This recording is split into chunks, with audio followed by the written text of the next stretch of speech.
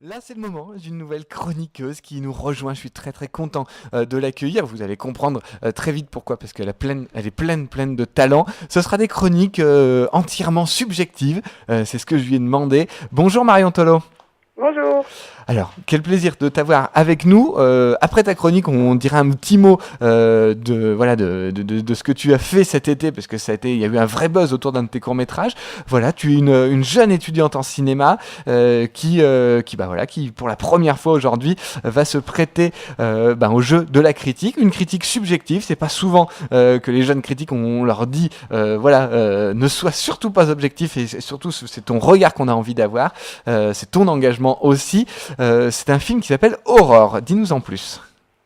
Oui, alors cette semaine, moi j'ai vu le film Aurore réalisé par Blandine Lenoir. Donc la première fois que j'ai entendu parler de ce film, c'est parce que j'ai vu l'affiche dans une rue de Saint-Étienne chez moi. Mhm. Et en gros, cette affiche, elle m'a énormément inspirée. Elle sentait la liberté féminine à plein nez et du coup, je me suis dit, il faut que je regarde ce film. Donc je me suis lancée dans le film et dans l'une des premières séquences, on voit Aurore, donc le personnage principal du film. Dans son travail, on la voit parmi trois jeunes femmes bien foutues qui font très cliché dans une ambiance qui tend un peu vers le mannequinat, j'ai trouvé. Mhm. Et il y a cette espèce de patron de merde qui commande un peu tout ça et qui prend ses serveuses pour des enfants de 3 ans en voulant toutes les appeler Samantha. Et en gros, je trouve que le personnage du patron accentue vraiment tout le côté attractif et le côté un peu de séduction qu'il peut avoir autour de la serveuse par rapport aux clients pour l'inciter à consommer, par exemple. Et donc, en fait, c'est dès ces premières minutes dans une ambiance vraiment... dans une ambiance qu'on sent vraiment sexiste et qui oppresse en fait les employés.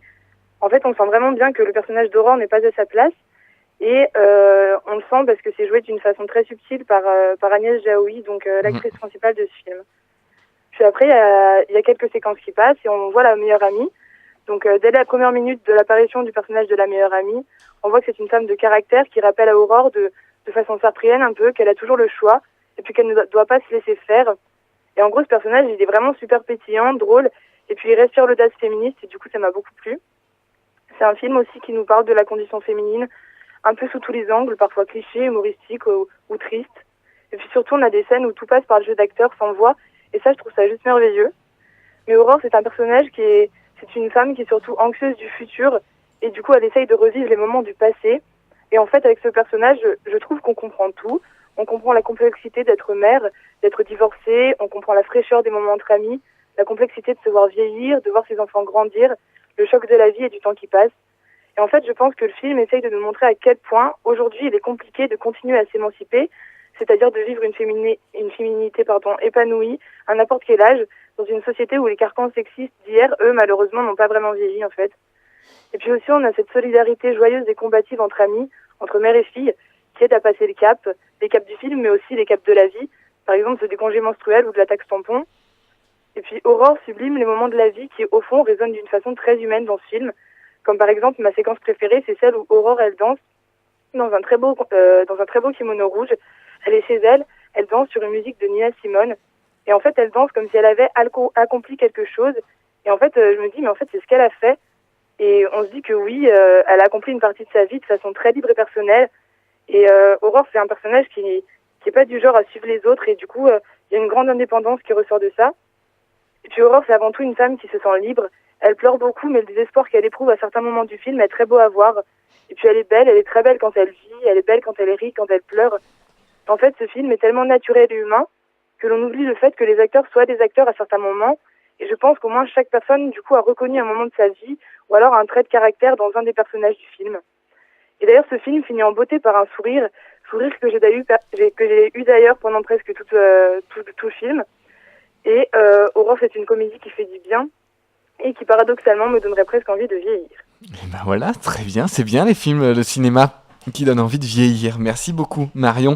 Voilà, une première chronique, voilà, très très bien menée. Donc voilà, c'est pas facile de faire une première. Donc félicitations Marion. Un petit Merci mot. beaucoup. Un petit mot sur toi, Marion. Je vais d'ailleurs le repartager de nouveau sur la page, puisque voilà, tu as réalisé un court métrage Oui. voilà, à la base que tu as fait pour ton bac cinéma, un court métrage documentaire qui s'appelle Mauve. Tu vas nous en dire quelques mots tout de suite, mais surtout ça a connu un véritable succès cet été. C'est même au-delà du succès, c'est un véritable phénomène.